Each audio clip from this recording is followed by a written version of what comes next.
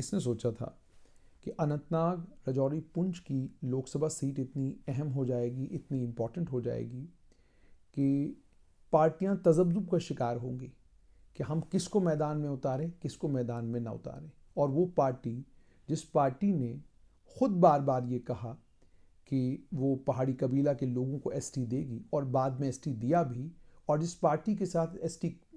मिलने के बाद पहाड़ी कबीला का वादा है कि हम एहसान का बदला एहसान से चुकाएंगे, वो पार्टी अभी तक तय नहीं कर पाई है कि क्या उन्हें इस लोकसभा सीट के ऊपर अपना उम्मीदवार उतारना चाहिए या नहीं उतारना चाहिए। ऑलरेडी सियासत के बड़े लोग और सियासत के धुरंधर मैदान में उतर चुके हैं। मियां अल्ताफ, उनके बारे में इतना ही काफ़ी है कि उन्हें गुजर बकरवाल कबीला के लोग अपना पीर मानते हैं और राजौरी पुंछ की जो बाकी अवाम भी है उनका बड़ा एहतराम करती है। हालांकि उनको लेकर कुछ नाराज़गियाँ भी लोगों में हैं। और ये भी एक हकीकत है कि बहुत सारे गुजर लीडर ऐसे इस इलाके में हैं जो मियां अल्ताफ का जो सोचने का अंदाज़ है और जो मियां अल्ताफ का कद है, जो मियां अल्ताफ की लोगों के बीच में पकड़ है, उससे कन्विंस्ड नहीं है। वैसे लीडर भी वहाँ मौजूद हैं, लेकिन मियां अल्ताफ का एक कद है। उसके बाद इस सियासी दंगल में उतर आए गुलाम नबी आज़ाद। अब इस शख्सियत का भी कद देखिए, 40 साल से ज़्यादा इन्हें सियासत में हो गए, अलग अलग इंपॉर्टेंट पोजीशंस पर ये मरकज़ में रहे हैं। और जब ये मरकज़ से निकल कर जम्मू कश्मीर आए तो ये उस वक्त राज्यसभा में लीडर ऑफ द अपोजिशन थे। ये गुलाम नबी आज़ाद का कद है। उसके अलावा वो जम्मू कश्मीर के चीफ मिनिस्टर भी रह चुके हैं। हालांकि वो अपने 3 साल मुकम्मल नहीं कर पाए थे, वो भी एक कहानी है। और नंबर 3 पर अब जो मैदान में आने जा रही हैं वो भी एक एक्स चीफ मिनिस्टर हैं, महबूबा मुफ्ती, जिनका सियासी सफ़र लंबा चौड़ा है, लेकिन उनकी सियासत कितनी है और कितनी अहम है उसका अंदाज़ा आप इसी बात से लगा सकते हैं कि महबूबा मुफ्ती ने अपने अब्बा को, जो जम्मू कश्मीर की सियासत में बहुत लंबे वक्त से बड़ी कोशिशें कर रहे थे मगर कामयाब नहीं हो रहे थे, उन्होंने सियासत में उतर कर अपने अब्बा को जम्मू कश्मीर का चीफ मिनिस्टर बनाया। वो भी एक बार नहीं, वो 2 बार जम्मू कश्मीर के चीफ मिनिस्टर बने। हालांकि वो खुद ये मानती हैं कि उनके अब्बा का कद इतना बड़ा था, उनके मरहूम अब्बा का कद इतना बड़ा था कि वो बन गए, मगर ज़मीन पर जो लोग महबूबा मुफ्ती के साथ चले वो ये कहते हैं कि पार्टी को खड़ा करने में, पार्टी को मजबूत करने में जहां बाकी तमाम लोगों ने अपनी कोशिशें की, वहीं पर महबूबा मुफ्ती का एक बड़ा अहम रोल था। ये 3 बड़े लोग ऑलरेडी मैदान में उतर चुके हैं। इनके साथ में कलमकार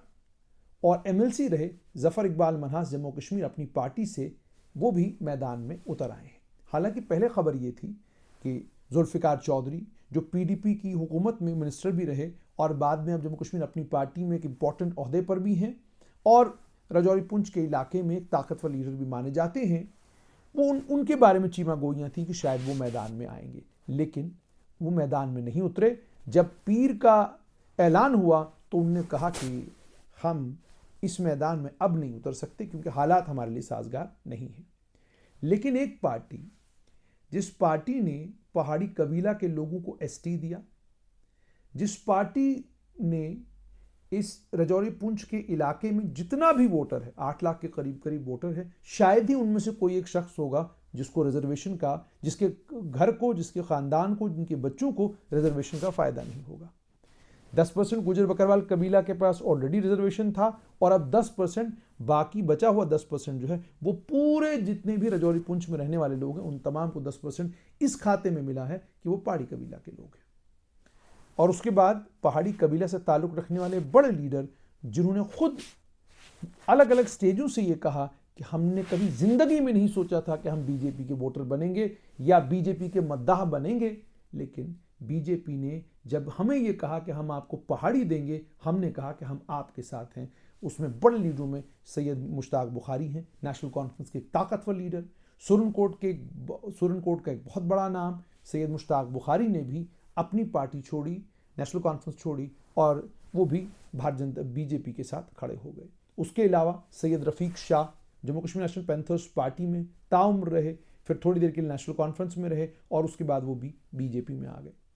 उसके अलावा मद्दाहों में बीजेपी के मुर्तज़ा खान हैं, मुज़फ़्फ़र हुसैन बेग हैं और कई लीडर हैं जो बीजेपी की तारीफ इस बात को लेकर करते हैं कि जो चीज़ सालों से मुमकिन नहीं हुई, जो चीज़ कांग्रेस ने नहीं की, वो चीज़ बीजेपी ने अपने इस दौरे हुकूमत में कर दी, यानी पहाड़ियों को एसटी दे दिया। और एसटी देने के बाद सरकार हुकूमत ने एक नोटिफिकेशन भी निकाला है, जिस नोटिफिकेशन के जरिए उन्होंने बताया है कि किस तरीके से 10-10% डिवाइड किया जाएगा। हालांकि इसे हाई कोर्ट में चैलेंज कर दिया गया है, और चैलेंज होने के बाद अब इस पर जिरा होगी, बहस होगी, वो बात की बात है, लेकिन ये पहाड़ियों को जो एसटी मिला है वो कोर्ट में चैलेंज हो चुका है। और जो रिजर्वेशन भी मिला है उसका रोस्टर अभी तक हुकूमत ने जारी नहीं किया है। और अब चूंकि आप जानते हैं कि इंतखाबात का दौर है, इंतखाबात का वक्त है, शायद वो रोस्टर जारी भी ना हो। लेकिन सारी की सारी रिक्रूटमेंट रोक दी गई है क्योंकि रिजर्वेशन रूल्स में तब्दीली आ चुकी है। तो ये सारे का सारा खाका है। इस खाके के बीच में अब सवाल ये है कि क्यों बीजेपी अपना उम्मीदवार खड़ा नहीं कर रही है। अगर आप जराई की बात करेंगे तो वो ये कहेंगे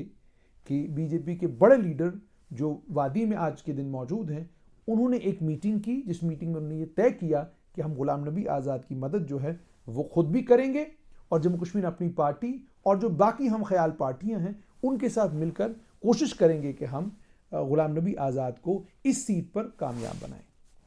अब ये खबर है, हालांकि जैसे मैंने आपको कहा कि बीजेपी से जुड़ी हुई कोई भी बात आप तक आए उसे अफवाह समझे, खबर न समझे, क्योंकि बीजेपी में खबर सिर्फ दो लोगों के पास है, एक प्राइम मिनिस्टर और दूसरे होम मिनिस्टर, और उसके बाद अगर कुछ बचता है तो वो पार्टी के जो नेशनल प्रेसिडेंट हैं जेपी नड्डा, या पार्टी के जो संगठन महामंत्री हैं बीएल संतोष, उनके पास रहता है।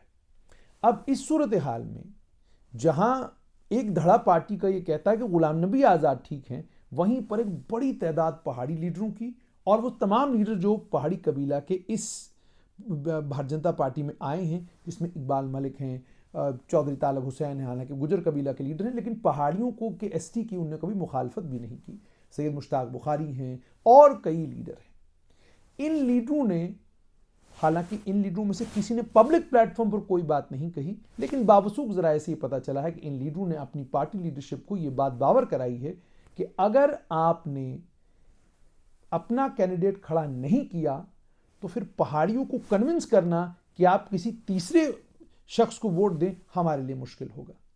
हाँ, अगर आप चाहते हैं कि कोई कैंडिडेट जो पार्टी के अंदर से नहीं है, राजौरी पुंछ से नहीं है, उसको मैंडेट देना चाहते हैं, हालांकि इन्होंने बार बार ये कहा है कि राजौरी पुंछ के लोगों को ये बात ठीक नहीं लगेगी कि राजौरी पुंछ अनंतनाग की लोकसभा सीट है और इस पर आपने राजौरी पुंछ से कोई कैंडिडेट खड़ा नहीं किया है। इतने बड़े इलाके को जिसमें 8 लाख के करीब करीब वोटर हैं, आपने नजरअंदाज किया है। वो राजौरी पुंछ के लोग कतन बर्दाश्त नहीं करेंगे, और सूरत ऐसी पैदा ना हो जाए जो 2002 में हुई थी, जब चौधरी तालब हुसैन के हक में गुजर बकरवाल और पहाड़ी कबीला के लोग मिलकर उन्होंने वोट किया था और चौधरी तालब हुसैन को कामयाब बनाया था। अब ये पहाड़ी कबीला के लोगों का, और राजौरी पुंछ की आम अवामुन नास से भी जब आप बात करते हैं, जो सहाफ़ी हजरात वहाँ उनसे बात करते हैं, तो वो भी ये बात बिल्कुल साफ तौर पर बिना लाग लपट के बताते हैं कि जनाब ये चीज़ कतन बर्दाश्त नहीं की जाएगी राजौरी पुंछ में कि आप इंतखाबात तो राजौरी पुंछ में लड़ रहे हैं, आप खेल तो राजौरी पुंछ में सियासी खेल रहे हैं, लेकिन आपने खिलाड़ी साले इंपोर्ट करके राजौरी पुंछ लाए हैं। और वो लोग ये भी कहते हैं कि जिस इलाके में 70 से 80% वोटिंग होती हो, अगर उस इलाके का कैंडिडेट नहीं होगा तो शायद ये वोटिंग परसेंटेज भी इतनी ज़्यादा नहीं होगी, वो भी कम होगी। शायद ये भी वो एदाद शुमार हैं जो जोड़ तोड़ की है बीजेपी ने, शायद उससे उनको लगता है कि अगर वोटिंग परसेंटेज दोनों तरफ कम हुई तो फिर खेल किसी भी तरफ जा सकता है। लेकिन तारीखी तौर पर राजौरी पुंछ में अच्छा खासा वोट हुआ है।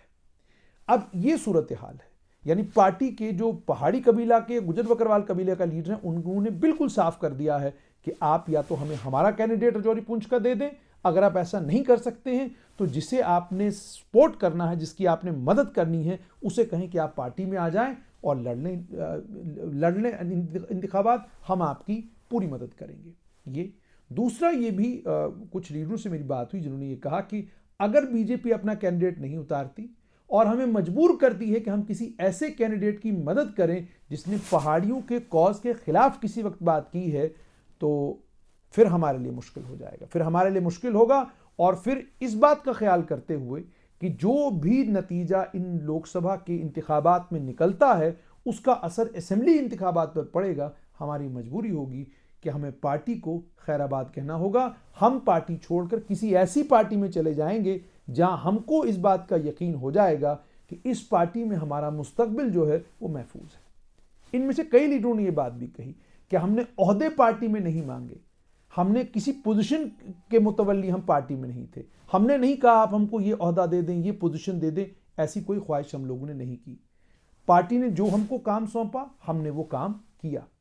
अब उनका इन तमाम लीडरों का ये कहना है कि लेकिन हम कतन ये बर्दाश्त नहीं कर सकते हैं कि हमारे लोग हमसे नाराज़ हों और इस बात पर नाराज़ हों कि जनाब आपने सब कुछ किया लेकिन एसटी मिलने के बाद आपको जब कैंडिडेट अपना उतारना चाहिए था आपने इंपोर्ट करके कैंडिडेट लाए और हमें ज़बरदस्ती कहा कि आप इनको वोट दें, हम वोट नहीं देंगे। पहाड़ी लीडरों ने और गुजर बकरवाल कबीले से ताल्लुक़ रखने वाले लोगों ने भी पार्टी के जो इम्पोर्टेंट लीडर हैं उन तक ये बात पहुंचाई है। वहीं पर पार्टी के अंदर कुछ लोग हैं जिनका ये मानना है कि ये पार्टी की कोई अंदरूनी लड़ाई है, जिस लड़ाई के चलते मैंडेट डिसाइड करने में इतना वक्त लग रहा है। अब हकायक क्या है, जैसे मैंने आपको कहा कि बीजेपी को लेकर आप कोई भी अफसाना गाएं वो अफसाना ही कहलाएगा, उसे आप हकीकत पर मबनी कतन न समझे, क्योंकि पार्टी में होता क्या है, पार्टी तय क्या कर रही है, कौन कैंडिडेट होगा या कौन कैंडिडेट नहीं होगा, इसकी खबर मैंने आपको पहले ही कहा, पहले टॉप पर जो 2 लोग हैं उनको होती है और उसके बाद पार्टी के जो संगठन महामंत्री जिनको जनरल सेक्रेटरी ऑर्गेनाइजेशन कहते हैं BL संतोष और पार्टी के जो नेशनल प्रेसिडेंट हैं JP नड्डा उनको रहती है। अब लोग इसलिए तजब्जुब का शिकार हैं कि जनाब मैदान आपके लिए बिल्कुल जरखेज है, इस मैदान पर आपने हल चलाना है और हल चलाकर आपने कामयाब होना है, तो आप इस मैदान में उतरने के लिए तैयार क्यों नहीं हैं, ये लोग सवाल पूछ रहे हैं। और लोग ये भी कह रहे हैं कि जो कुछ आज इन इंतखाबात में होगा इसका सीधा सीधा असर कल जब असेंबली के इंतखाबात होंगे, जब भी होंगे, जिस भी साल होंगे, उस पर भी पड़ेगा। यानी कुल मिलाकर बात यहां पर आकर ठहरती है कि बीजेपी तजब्जुब का शिकार है कि गुलाम नबी आज़ाद मैदान में उतर तो आए हैं और कोई एश्योरेंस था जिसके चलते वो मैदान में उतर आए हैं, लेकिन क्या अब हम किसी स्टेज पर, किसी प्लेटफॉर्म पर कोई बड़ा बीजेपी का लीडर ऐलानन ये कह सकता है कि गुलाम नबी आज़ाद हमारे कैंडिडेट हैं? लीडर के लिए मुश्किल होगा। इसलिए मुश्किल होगा क्योंकि अगर आप किसी भी स्टेज से ये ऐलान करते हैं, बीजेपी का कोई भी बड़ा लीडर ऐलान करता है कि गुलाम नबी आज़ाद हमारी तरफ से मैदान में उतरे हैं या हम उनकी मदद कर रहे हैं, तो उसका असर सीधा सीधा डोडा उधमपुर सीट के ऊपर पड़ेगा या बाकी जितनी जगहों पर गुलाम नबी आज़ाद की पार्टी के कैंडिडेट खड़े होते हैं। फिर सवाल ये खड़ा होगा कि वहां आप बीजेपी की मदद से इलेक्शन लड़ रहे हैं, तो यहां आप फिर बीजेपी के खिलाफ कैसे लड़ रहे हैं, ये बात चल पड़ेगी। तो ये बेसिकली डिलेमा है, जिस डिलेमा के चलते बीजेपी अभी तक तय नहीं कर पाई है कि हमें मैदान में उतरना है या नहीं उतरना है। मगर अब आज खबर आई कि बीजेपी ने किसी एक लेवल पर यह बात तय हुई है कि हम इन इंतखाबात में अपना इस रजौरी पुंछ अनंतनाग सीट पर अपना खिलाड़ी जरूर उतारेंगे। मगर जैसा मैंने आपको कहा, पार्टी के अंदर से उसको रेजिस्टेंस है। अब देखना यह होगा कि क्या बीजेपी अपना खिलाड़ी इस रजौरी पुंछ अनंतनाग सीट पर उतारती है या नहीं उतारती है, और अगर उतारती है तो वो कौन होगा, और जो होगा क्या फिर वो बिल्कुल महदूद से वक्त के अंदर इस इतनी बड़ी कॉन्स्टिट्यूएंसी में इतनी कैनवसिंग कर पाएगा कि वो मियां अल्ताफ जैसे ताकतवर पीर का, महबूबा मुफ्ती जैसी जबरदस्त ओरेटर का, गुलाम नबी आज़ाद जैसे जबरदस्त खिलाड़ी का और जफर इकबाल मनहास जैसे कलमकार का मुकाबला कर पाए। मैंने आपको कहा सियासत में मैं किसी को लाइट वेट नहीं मानता। बहुत सारे लोग कहते हैं कि जफर इकबाल मनहास तो इस इलाके में लाइट वेट है। मेरा ये मानना है कि कोई लाइट वेट नहीं होता। आप नहीं जानते कि जब आप मैदान में उतरे तो हवाएं किस तरफ चलना शुरू हो जाएं। अभी जो माहौल है वो माहौल ठीक मई के महीने में होगा, मई की शुरुआत में होगा या नहीं होगा, ये एक बड़ा सवाल है। हो सकता है माहौल में कोई तब्दीली आए, 2 बयान इधर 2 बयान उधर, न जाने हवा कहां पलट जाए। इसी का डर बीजेपी को भी कि नई दिल्ली में या पूरे मुल्क में कैंपेन करते वक्त जो माहौल बनेगा, जो तकारीर होंगी, जो बातें होंगी, ऐसा कैसे हो सकता है कि पहाड़ी कबीला के लोग, जिसमें बेशतर वो कौमें आती हैं जिन कौमों में इल्म ज़्यादा है, सूझबूझ, समझ, ये तमाम चीज़ें जिस कौम के अंदर अच्छी खासी है और जिस कौम का बिहेव करने का तरीका एक तरह का है, क्या वो कौम इन तमाम हालात को देखते हुए क्या वो उन हालात से असरअंदाज होगी या नहीं होगी, इस पर भी बीजेपी की एक बड़ी इकाई है जो सोच रही है। शायद इसी के चलते गुलाम नबी आज़ाद मैदान में हैं। शायद इसी के चलते बीजेपी अभी तक फैसला नहीं कर पाई है कि मैदान में खिलाड़ी उतारे या ना उतारे। लेकिन जैसे मैंने आपको कहा कि पहाड़ी कबीला के लीडर, गुजर बकरवाल कबीले से ताल्लुक़ रखने वाले वो तमाम लीडर जो इस वक्त बीजेपी में हैं, और उसके अलावा भी कई और जी शऊर और समझबूझ रखने वाले लोग ये कहते हैं कि अगर बीजेपी खिलाड़ी को अपने मैदान में उतारती है तो मुकाबला सख्त होगा, और ऐन मुमकिन है कि अगर चूंकि जैसे गुलाम नबी आज़ाद मैदान में उतर आए हैं तो 3 खिलाड़ी तो ऑलरेडी हो चुके हैं, 4 खिलाड़ी तो ऑलरेडी मैदान में, तो इन 4 के बाद अगर एक बीजेपी का खिलाड़ी उतरता है और उसे वो 2 लाख के करीब करीब एक जो वोट है स्पेसिफिक कम्युनिटी का वो मिलता है, और उसके बाद 50, 60 या 70 हज़ार के करीब करीब उसे वोट अगर किसी पहाड़ी कबीला और गुजर बकरवाल कबीला से भी मिलता है, तो कहानी किसी भी तरफ जा सकती है। पर ये आंकलन हैं, ये सिर्फ प्रजम्पशंस हैं जो हम लोग इस बुनियाद पर करते हैं, जो डाटा हमारे पास है, जो तफसील हमारे पास है। ज़मीनी हकीकत लीडरों को मालूम है, ज़मीनी हकीकत ज़मीन पर रहने वाले लोगों को मालूम है। असेसमेंट्स तमाम जो हैं ये धरी की धरी रह जाती हैं जब लीडर ज़मीन पर चलना शुरू करते हैं। तो अब देखना ये है कि क्या बीजेपी पहाड़ी लीडर जो कह रहे हैं कि या तो कैंडिडेट दीजिए या हम चले, क्या उस दबाव में आकर बीजेपी कैंडिडेट अनाउंस करेगी, या दबे लफ्ज़ों बीजेपी तमाम लीडरों को, सैयद अल्ताफ़ बुखारी हो, दाएं बाएं के कोई भी लीडर हो, तमाम लीडरों को ये कहेगी कि आप गुलाम नबी आज़ाद की मदद करें और उसे इस सीट से कामयाब बनाएं। क्योंकि ये भी बात चल रही है कि इस बार जो भी लीडर एनडीए घटक का, एनडीए के साथ जो भी लीडर हैं, उनमें से जो भी शख्स राजौरी, पुंछ, अनंतनाग सीट के ऊपर कामयाब होगा वो दिल्ली में एक बहुत इंपॉर्टेंट आदमी होगा। तो कौन नहीं चाहेगा दिल्ली में एक इंपॉर्टेंट आदमी बनना। तो देखना ये होगा कि अब बीजेपी करती क्या है, और मैंने तफसीलन आपको बता दिया कि इस वक्त